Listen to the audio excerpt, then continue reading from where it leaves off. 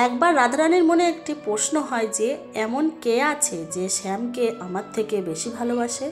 এটা জানার জন্য শ্রীকৃষ্ণকে রাধারানী নিধিবনে আসতে বলে আর শ্যামের চারপাশে একটি রেখা এঁকে দেয়, আর ওই রেখার ভেতরে তারাই আসতে পারবে যে রাধার থেকে শ্যামকে বেশি ভালোবাসে। তারপর রাধারানী শ্রীকৃষ্ণকে বাঁশি বাজাতে বলে। যখন শ্রীকৃষ্ণ বাঁশি বাজাতে শুরু করে তখন সকল গোপীগণ শ্রীকৃষ্ণের দিকে ছুটে চলে আসে।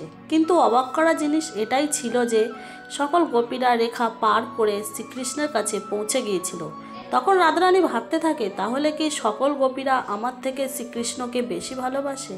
তখন রাধারানী গোপীদের দিকে তাকিয়ে দেখে সকল গোপীগণ রাধারানীর মতন দেখতে হয়ে গিয়েছে। তখন শ্রীকৃষ্ণ রাধারানীকে বলেন, সব গোপীরা তোমারই অংশ, তাই এই গোপীদের প্রেমও তোমারই মতন।